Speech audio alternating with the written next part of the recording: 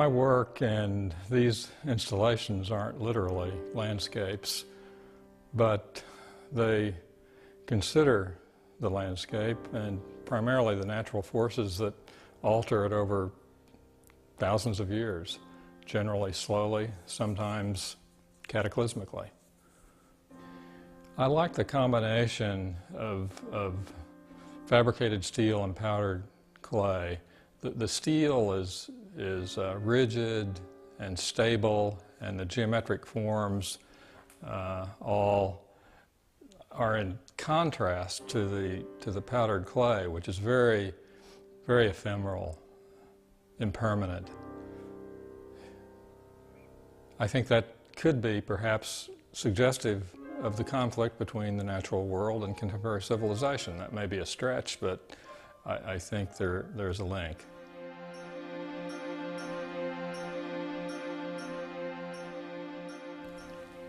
Well, it's interesting. When we moved to Ohio, I think I was still carrying, images of the landscape from the West in my mind. One of the things that struck me when we moved here was the Indian mound culture, the Hopewell culture that left the Indian mounds in Ohio. And it prompted a series of drawings, primarily. And I was working on drawings that got more and more complicated, which essentially showed mound forms being cut into sections and moved apart. And I was having trouble, quite frankly, with the drawing, with the perspective of these kind of complicated, increasingly complicated forms. So I went down to the creek that runs along our property and dug clay out of the bank. The clay was impure, had rocks in it and so forth. Took it back to the studio, which at the time was in an old barn, and I modeled these clay forms of mound shapes, cut them apart, and then drew them and did drawings and prints. And it sort of got me to thinking at the time it would be more interesting and I could make more complicated shapes and forms if I used a dry powdered material. So I used flour, cornstarch, plaster, and eventually started working with dry clay that ceramists generally mix with water and form it into, plastic forms. Well, anyway, I was taking the dry clay and modeling these mound forms on glass slabs. So I was doing this actually through the early mid-70s and then making drawings and prints based on those forms that I would model on the glass slabs. And it wasn't until, later, probably 5 or 10 years later, that I started making sculpture, combining the clay with aluminum and with steel. And I exhibited a few of those, but I was primarily making that work, making that sculpture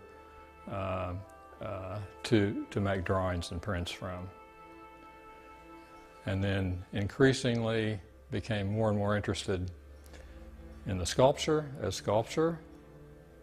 And the exhibition of the work took on more and more of an installation.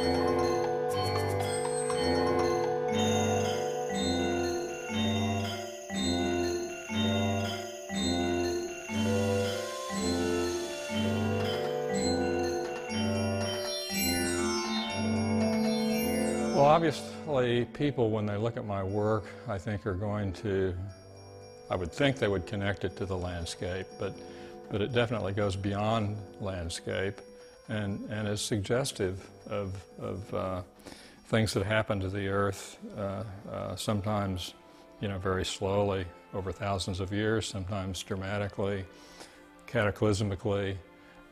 I hope viewers will come away with some of that, but in the final analysis, I think, like most artists, I want my work to be seen as something beautiful.